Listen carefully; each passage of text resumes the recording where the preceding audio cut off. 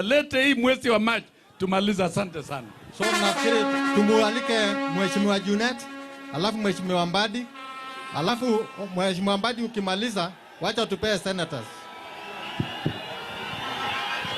Wananchi oye! Wananchi oye! Mimi yangu ni machache ya kwamba hii BBI ni safari ambayo imeanza kuunganisha Wakenya, na lazima kila mtu afungue roho yake aseme ile kitu inamfinya. Si namna hiyo? Kama wewe unafinywa pahali, sema ndani ya BBI.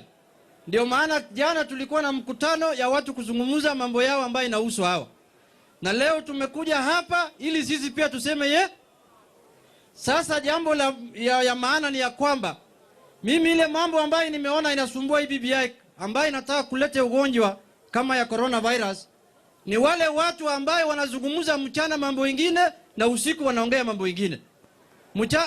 Mchana wanasema wanaunga mkono BBI, usiku wanasema wanapinga BBI. Hawa ndio wale watu ambao wanataka kuharibu hii safari ya BBI.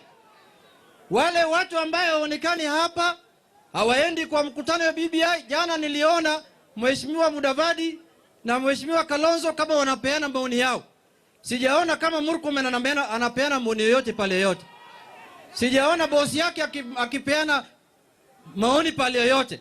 Hao wanabweka tu ndani ya kanisa na wanabweka huko kwa matanga. Huwezi kusikia pale popote. Sasa kama wewe unataka usikike ndani ya BBI, kuja kwa mkutano wa BBI ama enda kwa kamati ya BBI utoe maoni yako. Jambo la mwisho ya pili.